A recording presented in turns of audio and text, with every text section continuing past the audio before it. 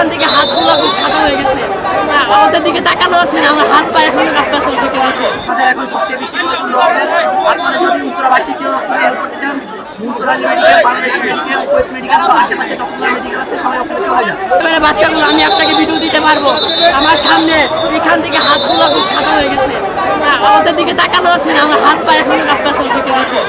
আজকে আমাদের স্কুল বন্ধ ছিল, আমরা বাসায় আসতে পারি, আমি বাসায় মাইলস্টোনের শিক্ষার্থী। হ্যাঁ আমি মাইলস্টোনের শিক্ষার্থী ক্লাস 10 এ পড়ি।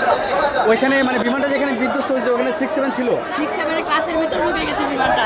ক্লাসের ছুটি প্রায় এক মুহূর্তে, লাস্ট পিরিয়ডে 1:30 বাজে আমাদের ছুটি হয়, একটা ছুটি হয়েছে।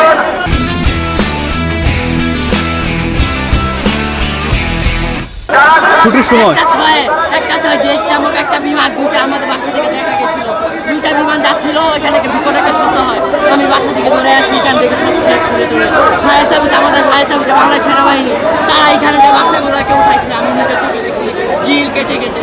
আমি একটা বাংলাদেশ মেডিকেল আসছি, সেখান থেকে এখন ঢাকা। আর আমাদের এখন সবচেয়ে বেশি আপনারা যদি উত্তরাবাসী কেউ রক্তকে হেল্প করতে চান, municipal medical, Bangladesh medical, Kuwait medical সহ আশেপাশে যতগুলো মেডিকেল আছে সবাই ওখানে চলে যান।